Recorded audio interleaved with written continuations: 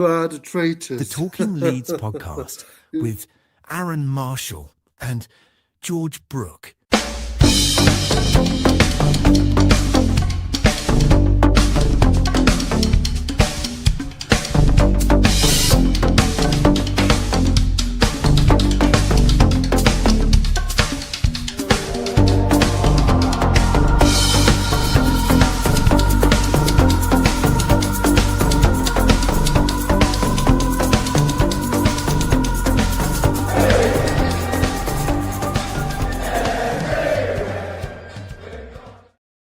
Hello and welcome to Talking Leeds, where it's me and the bearded peacock, Mr. George Brooke, reflecting on all things Leeds United over the past week.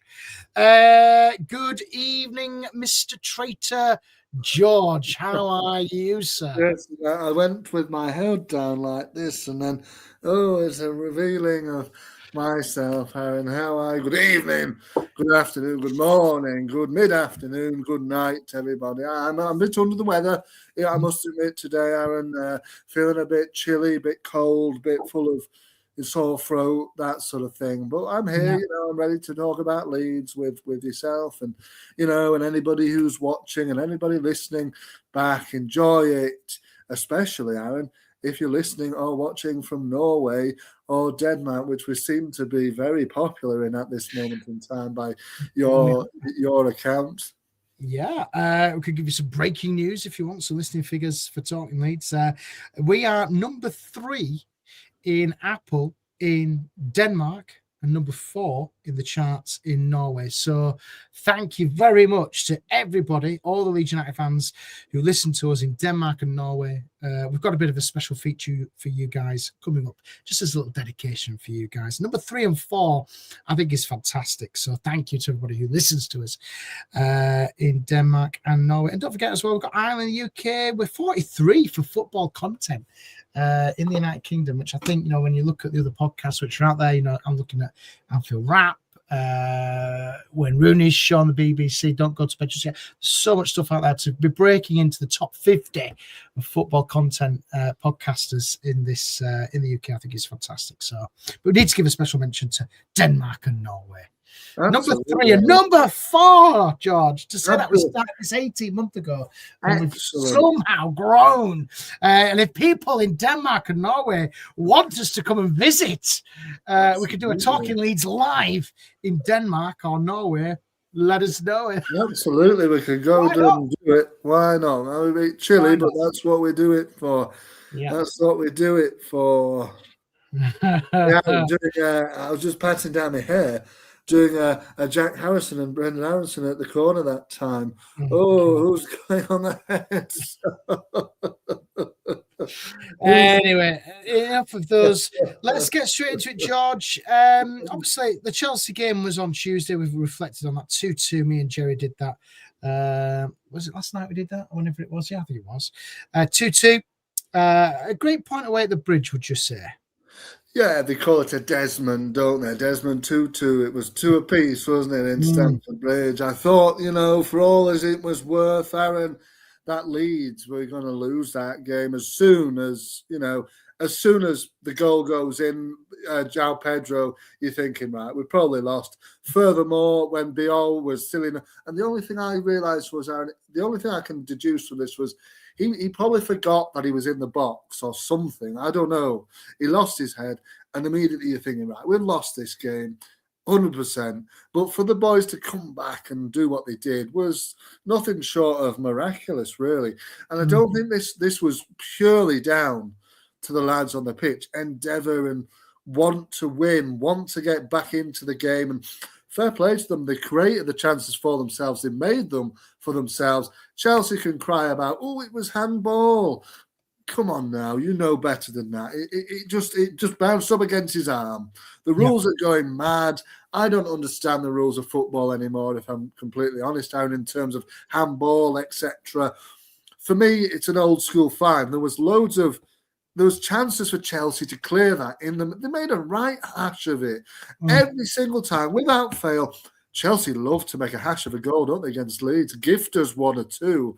And they definitely did this on Tuesday at Stamford Bridge, 2 goals. We were never getting into that game until that penalty was scored.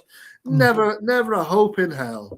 And then suddenly, Nemecha, bang, lovely taken penalty, and Okafor, absolutely. I thought he made a big difference, Aaron, when he came on. I know that you're not his biggest fan, but for me, I do quite enjoy the tenacity and the sort of the rushedness he gives into the defence. You can see them panicking slightly as he's on the ball, and he certainly made the difference for me. You know, who? Sorry, who? Okafor.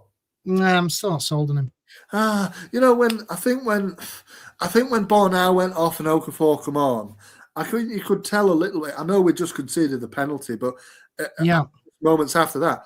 But for me, Okafor changed it round slightly, and I thought he did. I thought he was, you know, I thought he was really quite good. Obviously, easy finish, but he had to be there. 2 in 2. He looks like he's improving slightly. Yeah, I'm pleased. Listen, you got to score goals in this league, and I think it's a fantastic point. It really was a real snatch and grab, that one for me. You know, awful to watch, but come the end of it, it was you know, it's a fantastic point for Leeds, and fair play to them. You know, fair play to the lads there. Fair play to the boys. They did a fantastic job there. Going there, and I said this with Joe the other day. I think Johnny Cooper put this on X. It's 4 points from Chelsea and 2 points from Liverpool or something. Unbeaten against basically Liverpool and Chelsea has given us a mass. You know, it's never heard of before. I think it's been a long time for Leeds to do that against 2 of the top teams in the Premier League. So for me, that is just positive, though, George. You know, we've got. You know, we've got momentum now, and the reason why I'm saying that is because we look at the other teams. Obviously, you know, Spurs have sacked their manager, Forest have sacked their manager. They're about to appoint, what's his name now? Pereira. He's about to be appointed. So that's Forest's 4th manager this season. You know, it's quite nice, isn't it, as Leeds fans, to see the chaos around the other clubs. And I know we're focusing on Leeds, but we have to mention the chaos which is happening around us, because obviously with that point away at Chelsea, we've moved above Spurs in the league. You know, we're up to 15th now, and we're upwards rather than downwards. And you know, Spurs in real trouble down there. Forest, West Ham, they're picking up form, but it's just nice to see the teams below us panicking. A little bit of chaos for them. Onwards and upwards, mate. Onwards and upwards now, and with our team, like you said, being in 16 for so long, it was actually nice to see us in a different position in the league. And I know we'd love to finish 15th, didn't we, 10, 15 years ago in the Championship. Well, we're there again in the Premier League. But yeah, look, it's nice to look and see the calm that is descending over Leeds United in a way. I know we lost to Arsenal, but that was that was a one-off game there. I feel like we're slowly commanding some defensive stability, and on the upside in the attack, you know, Dom's got 10, Okafor and Nemecha between them have 10 goals. I mean, that's what more can you say? It's all positive. The chaos in the other teams is quite nice to watch, like you say, because it's usually us that it's usually us, yeah. It's usually us. And panicking, whereas we didn't panic buy. I know we wanted bodies in. We didn't ultimately get any, but the club saw it fit not to panic buy. You know, they're not panicking with Fark. Oh, you know, obviously, the results speak for themselves. You know, he's doing a very good job, his dad. Oh, bloody hell, you've changed your tune. Well, I mean, look, he's doing a good job. Whether he stays... Look, my stance on Fark, Aaron, is obviously he stays for the remainder of the season. I believe he will keep Leeds up. But I believe that at the end of the season, we have to part ways. You have to make sure you build on top of it. Can I just say my point here on Daniel Farke, George? Because I think a lot of people are sick of hearing this, especially from you, because you are Farke bashing a lot. No, not. He George has done a fantastic job. You know, bearing in mind, look at November, look at what he's done now. You know, we can look at all the stats, etc. But I think if Farke keeps us up, And I think I'm starting to, the more and more that the game's ticking down, I do believe that he will. Yeah. For me, because he's out of contract next year in the Yeah. summer, for me, I think he deserves an extension to his current deal. And I'll tell you why. Yeah. Because you saw that performance against Chelsea. You've seen the performance against Liverpool away. You've seen the performance Chelsea at home. Absolutely.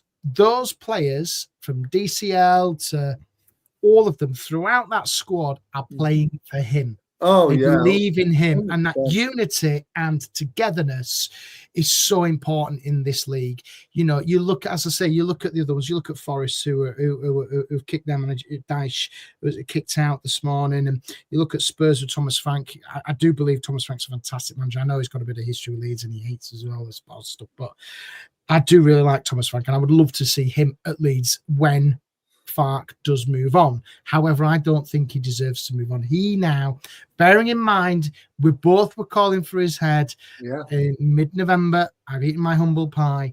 But actually, for what he's done and that togetherness of that squad, he deserves an extension. And you do not want to be in a situation this time next year, if Leeds are same position next year and we're 6 points, and Farke turns around and says, yeah, I'm leaving at the end of next season. It brings chaos. So I think in terms of the stability, the togetherness, and trying to move upwards, and he said when he joined the club he wanted to make Leeds an established Premier League team. I think he should be given a bit of an extension because he needs that. He needs that. And it's like what Clive says here. Good evening to Clive says, Leeds are the only club in the bottom half of a positive atmosphere around the club, and that's with the manager. No, 100%. You know, I've never, and let me make it clear. You know, obviously at times I've been the manager out. I mean, we both have at times, but ultimately, he's done a great job. Whatever you say, tactically, you can have his little gripes. I can have his gripes. Yeah, you can. They all can. They all can. You look at Dyche. Look at Dyche yesterday. He was sacked after, I think Forest had like 20 attempts. They were awful. They were awful, but ultimately, Dyche has paid the price because they didn't beat Wolves. But you look at the stats, which they were. Hang on, let me find the stats, because you look at the stats for them yesterday. They were absolutely awful. Yeah, but they were all over him. Oh no, I watched it. They were all over them. You look at these shots on target: 10, 16 off target, 63% possession, XG 2.73, and it's 0-0. That for me, like I said, 30 odd shots. It's just remarkable, and Pereira's going in there and he's going to really struggle. And I hope Forest go down. I really do. I hope they struggle now because of what they've done with the manager. And the owner is absolutely mental. I hope they go. I'd love to see both Forest and Spurs to go down, if I'm being brutally honest. Yeah, it would be an interesting development, although Burnley, you've got to remember, that was their first win in like 17 games or something like that. Yeah. They're pretty poor. Good evening to Jimbo as well. We aren't forgetting you, Jimbo. Oh, yes. In there as well. I hope you're okay. And you said that, thank God I'm not a Chelsea fan. I also thank God every day that I'm not a Chelsea fan. So, yes, there you go.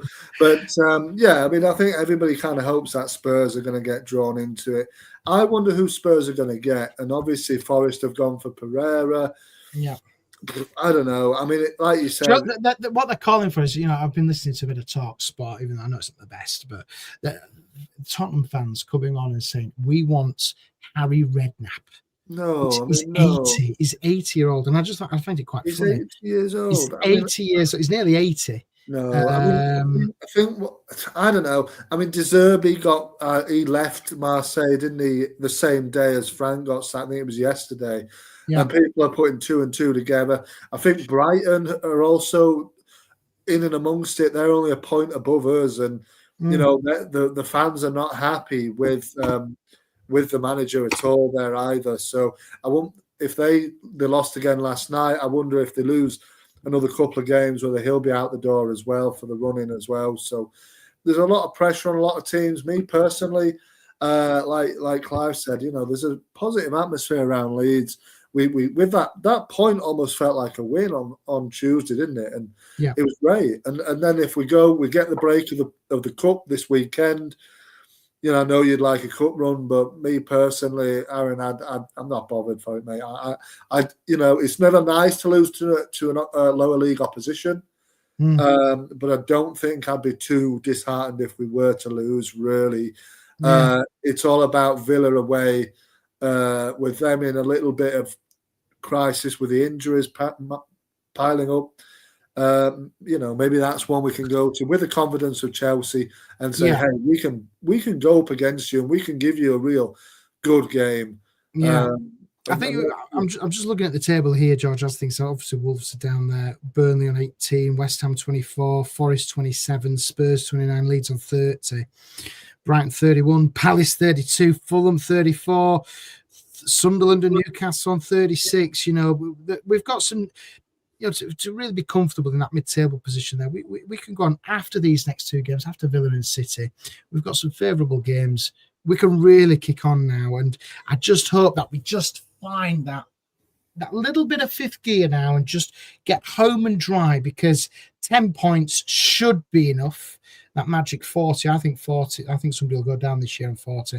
I think 44 will probably be. I think we need about 45, 44, 45 points to be brutally honest. And there's a lot of teams around it, but I think Sunderland are in 11th and they've got 36. Yeah, we're only 6 points below that. Yeah, and they're not in the best form. Obviously, they lost last night. They're a bit hit and miss. Newcastle the same. A lot of teams in the mid-table are very, very similar, and I believe that we can go on and bridge the gap now, and perhaps go on and. I think it'll be testing to see, because I think, I spoke with this with Jerry, how many points for the next four with Forest, Chelsea, Villa, and City. 4 points, and we've already done that. So the next two are kind of, they're kind of free hits, and they're going to be very difficult. There's no doubt about that. Villa, they're having a remarkable season. City, I think they will kick on, and I think if Arsenal lose tonight against Brentford, it's way open, and I think City will kick on and win the league. But you just never know, do you? You just never know in this league. But after those two games, it's game on, isn't it? Because what you've got coming up, you've got Sunderland, Palace, Brentford, Manchester United away, Wolves at home, Bournemouth, Burnley, Spurs, Brighton and West Ham in the final game of the season. So we've got some favourable fixtures towards the back end. Oh, that is for sure, Aaron. We have some very favourable fixtures. Past these next two, every single one at home is winnable. Yeah. If you look at the home fixtures, every single one of them is winnable. Sunderland, Brighton, I can't remember who else we got off the top of We've got Brentford at home, which I think Wolves, Burnley, Bournemouth away, Spurs away. Wolves and Burnley, and I'm talking about the home games. Wolves, Burnley, Brighton, Sunderland. There's two more that are winnable games of football. I know Man City is going to be difficult, but like you said, once you come to March, if we can come through these next two games outside of the relegation zone. Well, we can't. Well, unless we get hammered by City. Yeah, but sorry. If we can come out of these two games anywhere ahead of the relegation zone, because we will be level on points potentially if we lose them both and West Ham win them both. So if we can come out the other end a few points at least, or keep the gap between us and West Ham at 5 points or something like that, then I think we'll be all right to say, hey, we can win at least 4 or 5 of these last 10 games and make ourselves safe. I think we will be safe. We've got enough. DCL and Nemecha and Okafor, they're bringing in the goals. The boys were confident. Aronson keeps speaking. He's done another interview with Sky Sports this evening. I haven't listened, but he's always banging the drum about how much he loves Leeds United. And, you got to say he's turned the form around and he's done all right. And, it's a harmonious place, which is really, really good. The boys are fighting for Daniel and the fans are behind the lads. And, ultimately, you look at the disarray among Spurs, Forest, even Burnley. I know they won yesterday, but they haven't won for like 3 months. And, West Ham, okay, but they're not going to get in that form all the time. So it's going to be interesting to see who goes down. But my pick isn't Spurs no more. No, I reckon Brighton will go down. Really? Yes. Wow. I think Brighton. Why? I think Brighton will be fine. Brighton and Nottingham. I think Brighton will just slip down. I think Forest might just stick it, and I feel like that is because I think Pereira. He might be able to get a tune out of Forest, and Brighton just seem to be sinking like nobody's business. Palace, by the way, as well. They're not clear either. I'm not sure. I think Palace might just have enough. I know the manager's going, but Strand Larsen, obviously we know well. He got 2 goals last night. I know they lost the game, but he scored 2. I think he'll get another. He'll be important to Crystal Palace going into the run, and I don't think they'll be in the conversation. I genuinely don't think Spurs would go down either. I think they're too good. No, I think they will pull away. I don't think they're in any trouble. I think it's so tight down there. West Ham, they've got some difficult fixtures, but they've got Bournemouth in the league next. Then they play Liverpool away, but then they've got Fulham away, City away, at home. Sorry. Then they've got Villa. Then they've got Wolves, Palace. They've got favourable fixtures, but listen, all we've got to do is focus on ourselves. That's the main thing, isn't it? Yeah, look, it's game by game. It's ticking. At this point, it's ticking the games off. Are we above the relegation zone? Yes. Is the gap healthy enough at the moment? Yes. So there's 12 games to go. So win 10, and if West Ham win 10, we're safe. It's as simple as that. So as long as we better or match their results, we're okay. And I think that, look, the way I see it, Aaron, they've got a win. I know it's feasible at this stage, but they've got to win 2 and we've got to lose 2 for them to be able to match us at the moment. So we've got a buffer every single time that the games go down, 11 games after Villa, and then you're thinking, right, they're running out of time basically, and we can gain points on them all the time. Look, we only have to win 1 and then lose 1 for the gap to extend to 9. So, and that it's not outlandish. We also, they need to be when we draw 1 or lose 1, and it goes down. I know it goes down to 3. So lose 2, they win 2 on a bounce. It swings and roundabouts, isn't it? Really, it is really. But until the end of it, you just never know. And what becomes clear is that a good point at the end of the season? I mean, if we're talking about Chelsea, it definitely would be. Any stage of the season would be a good point. But it starts now to get very interesting. And we lost and got relegated, Arron, on 31 points last time we were in the Premier League. We're now on 30 points. There's no doubt that we're doing a better job than we did that season. So we're doing all right. I think eventually, like I said, for this season and this season alone for me, 17th is okay. Yeah, I completely agree. Clive says, there's a lot of football still to play. And the goal difference as well, which you mentioned is like an extra point. But I think it's like what we said earlier: 4 points of Chelsea, 2 points of Liverpool, not last to either is pretty good. Yeah. Right, George, it's time for this.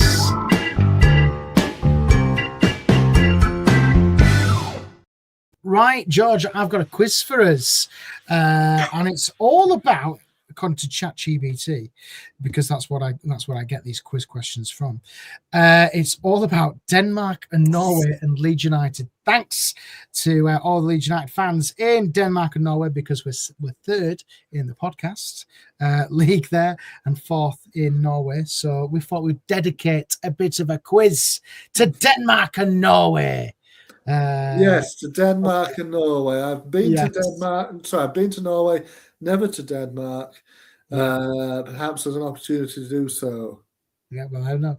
Right, so cover up those comments, George, because I've got 5 questions for you, all about Leeds United and Denmark and Norway. Okay, are you ready? Yes. Right, yes. Okay, question number 1. Which Norwegian midfielder joined Leeds United in 1999 and made nearly 200 appearances? Eric Bakker. Yeah, Eric Bakker. Nearly 200. He made 195. Do you know where he signed from? Was it Songdal? It was. There you go. You get a bonus. He was the manager then at some stage. I don't know if he still is. I don't think he still is. Okay, right. Here's one for you. Name the Norwegian goalkeeper who signed for Leeds in 2021. I'll give you a clue for this. Christofferson. Keep going. Christopher Christofferson. Christopher Christopherson. Who's that?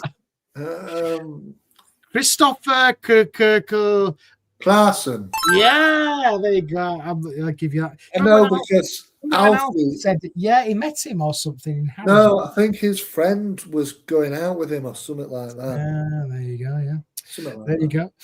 Right. Okay. Question 3. You're going to get this one.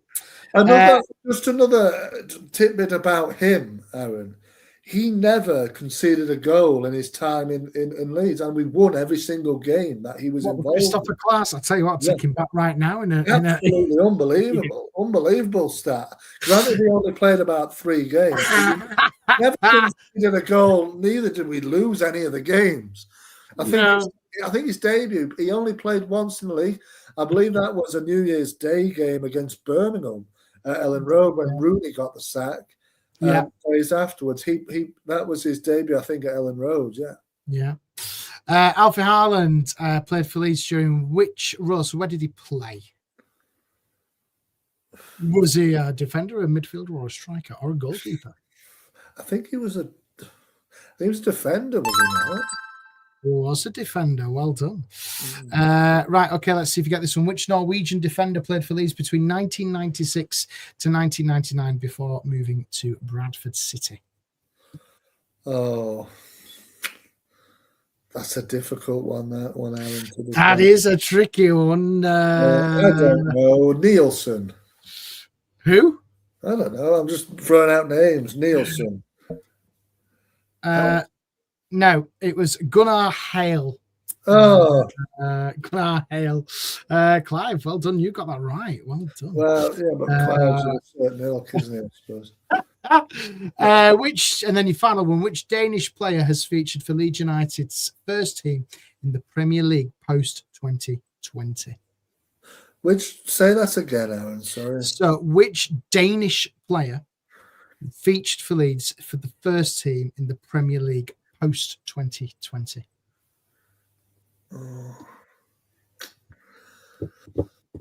I should know this, really, but You should do, yes, because I absolutely hated him. And I still do now.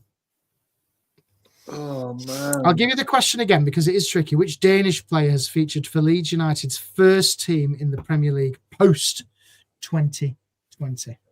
Oh, in the Premier League? Yeah, in the Premier League. We signed him to replace somebody, and it didn't really work out. I'm going to have to put the timer on. You got 5 seconds to give me a name. Damn. Oh, 3, mine's 2. completely gone blank. I mean, I remember I'm an ill man at the moment. I just cannot You're going to kick yourself. You're going to kick yourself. I will, yeah, of course. Remember Rasmus Christensen? Of course. Oh, of course. You know what, Aaron? And this is not to my defense. I was thinking, I heard Norway, and for some reason, I don't know why, but if I'd have just tuned in properly and if you'd listened to the question, Danish man, the Christensen, of course, he was awful. He was. I think he's still knocking around. Is he? Where is he now? Is he in Germany or something? He plays with. Oh goodness me! I was going to say that, and I thought, hold on a second. Rasmus Christensen. I was going to say, Aaron, he plays with Cock, but that might sound a bit before the watershed. But no, he plays with Robin Koch at Frankfurt. Yeah, there you go. And that was your captain. Oh God! Right, that's your quiz for this week.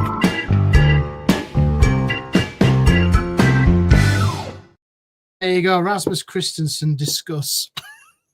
How excuses, Jimbo, but it just popped out my head. I just couldn't think because I was thinking about Norwegian players, not. Yeah. not Is Danish he still on loan? I actually don't know. Is he still on No, loan? I don't believe so. Let me just check it, but I believe that he's. Is he still? Is he? No, he must have been I out of don't think contract or so. something. I think he's no. He signed for them in the summer. Yeah. Yeah, he's definitely not still at Leeds. No, No, we don't want thank him back goodness for ever that. again. Again, I remember Alfie once bumped into him in Tesco or something like that, or Waitrose or something like that. Yeah, Harry got I some can't back.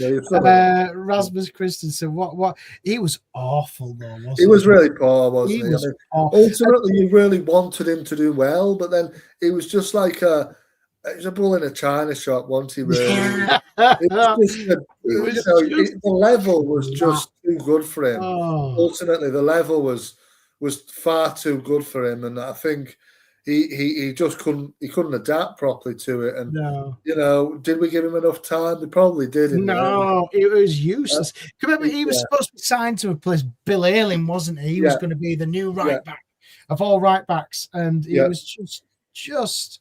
I mean. He was just awful, wasn't he? I mean, he was just awful. I mean, and De Bock as well. I mean, I don't know who's he playing for now. I've no idea, to be quite I'll tell you what, I want to know this because I'm quite intrigued.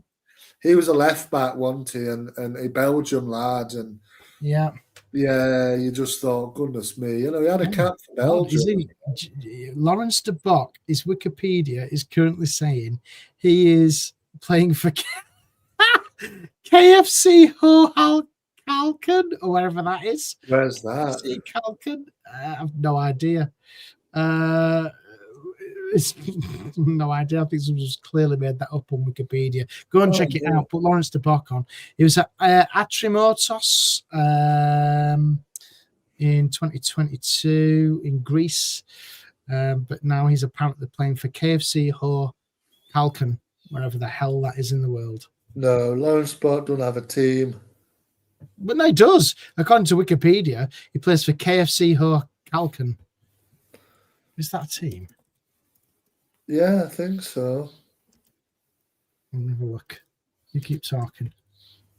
Yeah, no, I think it is. It is. It is a team in Belgium. Yeah. So he's playing KFC Halken. He was playing in Greece for a bit, apparently, but really poor again. He was. Hang on, what league is this? Because it says here in the European football. Yeah, but to be honest with you, I've never known that. Basically, it's League One of Belgium. I mean, there you go. Some players it just doesn't work, does it?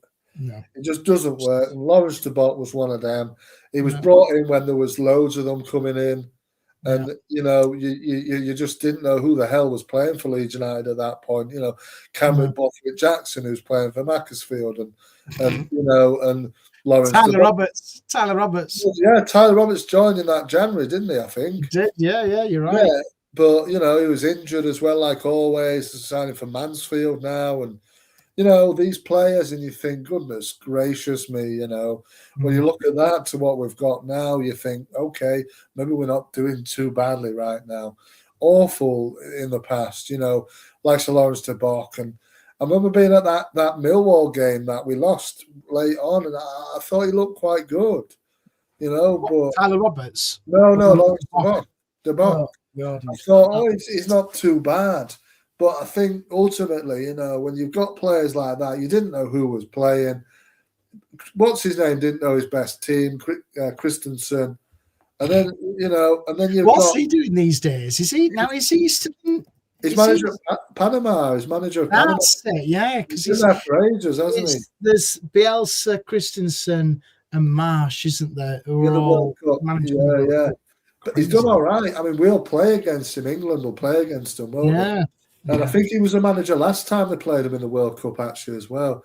So we beat him, 6-0 or 6-1 or something like that. Yeah. So, he's done all right. And, people always bang on about Bielsa, which is obviously fair. But, Christensen's done a great job with a really depleted budget in Panama. though, but when you look at the CONCACAF or whatever it's called over there, I'm not funny. You just got Canada, America, and Mexico, and I mean, you've got to. You've got a stint in the World Cup if you can qualify. Yeah, it's not hard. I'm not being funny. No, and particularly with the elongated and more countries available and all right to qualify now. Yeah, it's easier than ever to qualify for the World Cup. So, I'd argue that, but yeah, no, I don't know. I think it's as easy as ever to get your place at a World Cup. But he's done a good job still. All the same, that's his second World Cup he'll have been at for that country. So it just didn't work out with Leeds, although he was doing a decent job. I think Colin said that. Christensen started well at Leeds, but he did. They were in seventh, weren't we, at one point, and then we lost to Newport in the cup, and they just sacked him, and that was it. And then they brought in flaming Heckingbottom. Yeah, I mean, you go from Heckingbottom to Bielsa. I don't know. I think all of us were, dropping off his chairs when we seen that. But I think, it was just scattergun again, wasn't it? It was the only, the player that was really stand out in that side was Samu Saiz, who was excellent. And obviously we got Alioski in that. You're going through you're going through like a debrief of this crap side what we had. Where's Samu Saiz these days? I'll tell you what, where do you think he is, George? I think he was playing in Turkey, wasn't he, of recent times? I don't know if he's still in. He plays for Eyüpspor. That's in the Turkish top division. It is. Eyüpspor in the 6th out of 19 last season, but he's currently on loan at Pendikspor in TFF1 League. So I presume that is the championship equivalent of the third. Yeah, I think it probably is. But he must be knocking on now, Samu Saiz. Samu Saiz. He was just so. It's 35. Yeah, so he was quite a special player really in that side, and obviously coupled with Hernandez, you kind of got there was the makings of something nice in that team. It just needed a bit more guidance, didn't it? Really, but it is what it is. We are where we are now. We're a lot better off now, and these players obviously get older. Yeah, we won't be seeing them back at Arron anytime soon. Samu Saiz and bloody Lawrence de Bock. We were ready to pack them up and drive them to wherever they wanted to go when we had them, because they were absolutely shocking for us. Any other players you want to slate from the 17-18 season? No, I mean, look, the one that I really liked, which a lot of people didn't really, was Lasogga, who I thought was God, Jesus. On his day he had a real hard shot on him when he wanted to, but he was very lazy. It was quite a lazy player, wasn't he? Ultimately, where's he playing these days? I think he's retired. I think that's it. He's 34. I think he retired. He played for Schalke. He went back to Germany, didn't he? Then he went to the Middle East and played a bit, but I think Dukara plays for. I really rated Suleiman Dukara. Suleiman Dukara was great, wasn't he? Bloody hell, he really knew how to hit a ball, didn't he? And he did. I rated him. He'd left by that point, though, hadn't he? I think Dukara had gone the season before, because we'd obviously bought Lasogga in. We'd got Wood had gone, but we bought in players like Caleb Ekuban and people like that. And guess where? Do you know where he's playing now these days? He must also be playing in Turkey, I think. He's not in Turkey currently, according to Wikipedia. He's not in the Middle East either. I don't think you'll ever get this. He was in Turkey, but he's now at SC Auberjan Erbel, which has a ground capacity of 1,000, and they play the Championnat National, which is the third. It's the third division in France. Oh, wow. Well, yeah, third division. So what's that? That's what League One in France. Yeah, so he's made his way back into France, and fair enough. But he was decent for the time, I thought. And well, again, it was one of Solino's bring-ins, wasn't it? And because he was playing Italy, I think, at the time, and Yeah. Anybody else? Who was the Brazilian that was it Adrian? Oh, Adrian. Yeah. Adrian. Yeah. Adrian. Yeah. Where do you think he is these days? Oh, God knows. God, do you remember when we signed him? We thought, oh, yes, he's gonna literally turn our Well, I season think around. because we Brazil, wasn't it? And I think because we thought it was obviously Brazilian. We thought, wow, this is excellent. He is currently playing for Portuguese RJ, where the hell that is. It's in Portugal, I believe. And they are in the, oh my God, I don't even know how you say it. My Portuguese is not great. Campeonato Brasileiro Série D. So it's Brazil, the fourth division. Whatever the hell that is, I have no idea. Basically, he's playing in fourth tier. Yeah, none of them really went on to bang. Make it big, yeah. No. It was just journeymen from like Europe, being all over Europe and just ended up at Leeds. And it was a real circus, wasn't it, to be fair, at that sort of time, And beforehand with Edgar Carney, and I don't know when that. God, he was even worse. Players like him, and you just think, wow, where the hell did they find these lads? He's still playing. Remember Belushi? Giuseppe Belushi? Belushi, of course, yeah, Belushi. God, he was one of them as well, wasn't he? He's still playing. He's 36 these days. Guess where he's playing? Well, he's probably playing in Italy, isn't he? Somewhere. He is playing in Italy at US Recanastas. Guess which Serie that is? I bet it's like Serie E or something like that, isn't it? No, it's Serie D. Serie D. Who was the Japanese lad we signed? I've no idea. I've no idea. He went to Celtic or something, didn't he? I can't remember his name now. It was years ago. Oh, I love Rudy Austin.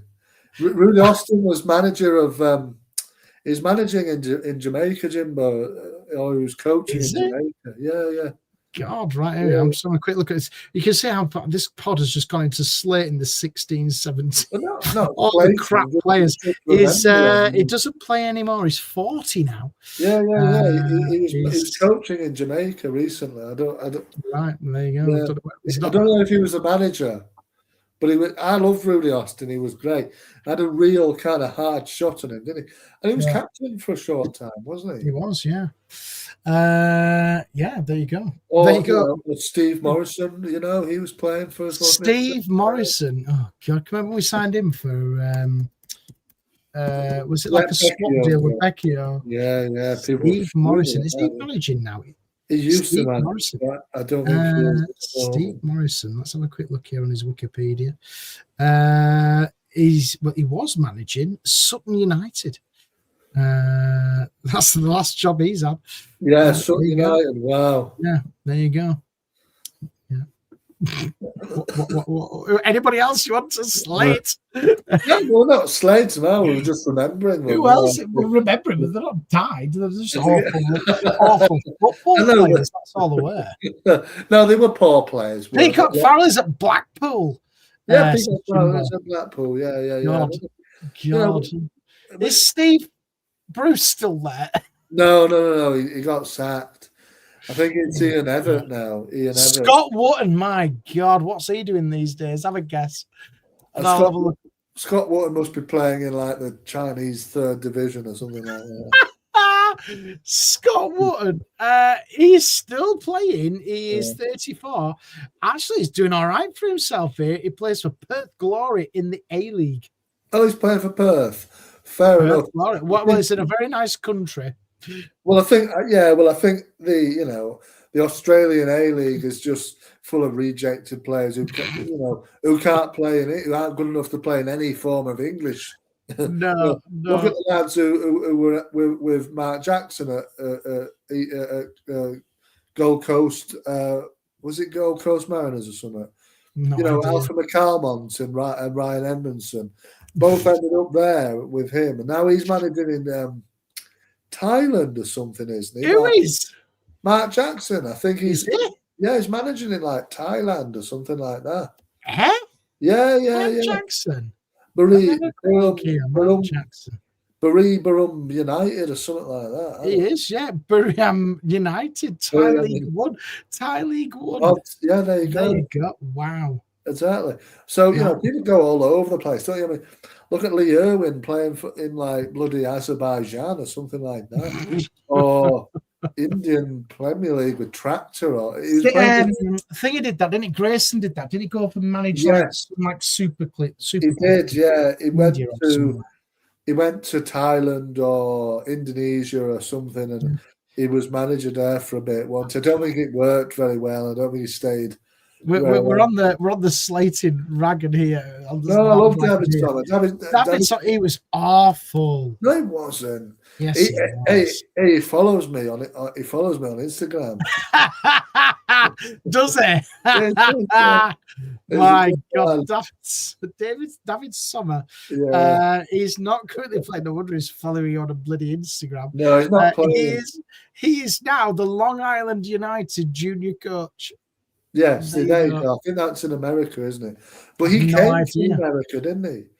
Yeah. He came from Earthquake, was where Ronaldo Vieira plays now, doesn't he? Oh God! Wasn't he forced to build the East Stand extension, Ronaldo Vieira? He plays in MLS with Ronaldo Vieira. What was his brother called? He does play San Jose. That's who he plays for. San Jose Earthquake. Because that's the one that Sommer came from. Right. Romario Vieira, I think his brother was called. Romario Vieira. Ronaldo plays in the MLS. He plays with, what's his name? Timo Werner. Timo Werner just signed from, didn't he? Where did he go? Oh, he's still playing as Romario Vieira. He's playing for Yorkshire Amateur. Well, there you go. I mean, he came through the scouting system, didn't he? Is Weston McKennie still at Juventus? Yeah. Weston McKennie is fabulous at Juventus. It really is strange, isn't it? How he was awful with us, Aaron, but he's really, really done well at Juventus, and he's a mainstay for them. Isn't it? It's incredible how he just didn't seem arsed with us, but he really, really has an affinity to Juventus. But I think it was because there was something not right about that loan move, was there? He just didn't. Because on another day, that was a fabulous bring-in, wasn't it? In another season, that would have been a decent little bit of business.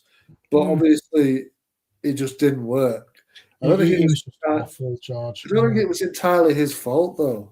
Yeah, it was. He wasn't bothered. He didn't want to be here. He didn't want to, but at the same time, I think he was mismanaged. Marsh had just got sacked not long after he came in. And I think if Marsh had probably continued on as the manager, we might have seen a little bit better from McKennie, but it just didn't work out, did it? There you go. That's our scrape of the barrel of former players and where they are currently at. Who do you want us to talk about next week? We seem to like this as a bit of a feature. Who do you want to slate next week? Get involved in the comments and we'll compile a list to discuss how crap they were for these, because we have had crap players over the last couple of years, and mainly due to Victor Orta. What's he doing these days? I'm not sure, I mean, shall we have a little look? Let's slate him. We haven't slated him for a while. Victor Orta. He's just kind of gone into the ether, hasn't he, really, Victor Orta? Victor Orta. Oh, my God, he's still knocking around. Do you know where he is?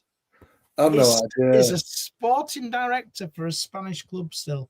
God knows how. Right. Go on then. Do you know which one do you think it is? Well, I don't know. Is it Valencia or something like that? No. He got sacked from there. Must maybe be in the second division. It is in the second division. Oh, I've no idea. Real Valladolid. Oh, Real Valladolid. Real Valladolid used to be owned by Ronaldo. We've got Victor Orta in charge now of making that transfers. How are they doing in the league? Do you want me to tell you in La Liga? Oh God, let's have a little look here. I'm just trying to find the table on Wikipedia. Here we go.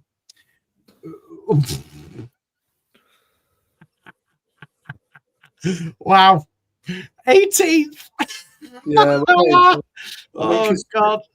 They're only a point out of the relegation zone. They could be relegated to the Premier Federation or whatever it's called. I'm pretty sure Castillon beat them not too long ago. Yeah, Castillon. Mentioned to them, they're doing fantastic. They're brilliant.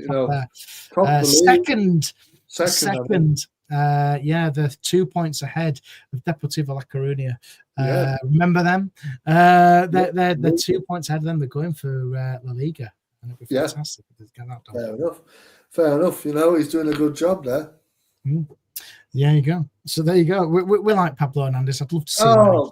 Yeah, we love to see him. All Pablo needs to do is just continue doing what he's doing, and he will get picked up. There's no doubt about that. He'll get a job somewhere. I assume in the Championship initially, maybe, and then see. These Championship clubs recently love to take a punt on a sort of foreign manager. Really, I think if he takes Castillon up and he keeps them, I think. It's going to be 18. 24 months before you see him move it. He needs to stay there, keep them up in the Liga, and you never know, people might take a punt on him. And I think us Leeds fans would love him to come back to Leeds when the time comes. But not just yet. He still needs to continue doing fantastic work, what he's doing for his club.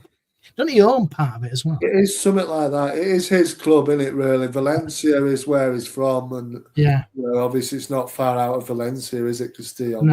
No. I think he's got something to do with the ownership of the club, I think, as well. So he's taken for them as well, didn't he? He did play for them after he left us, didn't he? For a little bit. Yeah, I think he did, what a player, what a bloke he is. What a bloke. Yeah, Pablo Hernandez is doing a fantastic job. And for him to get one over on Victor Orta as well is quite fun. I think they did beat them not long ago. So Jimbo says he might replace the great Mr. Farker once he's brought us the Champions League glory. Listen, he'd get us the Champions League, Jimbo. Stranger things have happened. George, we've got a quick game to predict this weekend. No Premier League action for Leeds. They are away to Birmingham City in the FA Cup. 4th round, a chance to get into the 5th round for Leeds this time around. Birmingham, I'm just going to add there the little bit of optimism that Birmingham are unbeaten this season in the Championship at home at St Andrews. George, how do you see this one going? It's going to be a really difficult game, this, Arron. It is. It's not going to be a walk in the park, this one. We will swap players around, no doubt. I'm not bothered if we lose, personally. But I think we might just beat them. I think we will go through. I'm going to go with 2-1 Leeds. Because Burnham will be up for it. It means more to them, probably, than it does to us. It's a rotation exercise for Leeds, really. But I think we need to be seeing the likes of Nonto, Tanaka, Sam Byram needs a game because we can't be, he needs a bit of a run out, even though probably won't play. Obviously, I think we'll rest Dominic. I think he needs resting. Dan James needs a bit of game time as well. Yeah, they'll definitely. It'll be a second string, if you like, but we should still be able to get the job done, really. But it doesn't. Who goes in goal, says Jimbo. Well, I think it's Perry, isn't it? Probably. God. Well, that is one thing, though, we need to do in the summer. If we do stay, we need to go and get James Trafford on loan or buy him. If you wonder about, Darlow lost his, had the place in the FA Cup, and he was the FA Cup. Basically, the goalkeeper. Now it's switched around. Darlow seems to have the shirt, so why don't we give Perry a go because he hasn't played for a few weeks? It just seems probably the easiest thing to do. Yeah. The thing for Fark is if he plays well, because let's be honest, all right, the team are playing well, but Darlow hasn't especially shone himself in glory. So I think the goalkeeping department, you got Alex Cairns in there as well, haven't you? In there as well. Who's just there just for the numbers. I do think you do look at that department, and that is a key area to strengthen in the summer. Yeah, it definitely is. I think we probably need 2 really. Yeah, probably right. And, I think, and I would say, like I say, because he spent the money on Perry, I'd say Perry was the one to stay and be the number 2, and you'd sell on Darlow and Melier, bring in a number 2, and then that is better than Darlow, basically. Melier is going to go at the end of the season anyway. So Darlow and Melier go at the end of the season.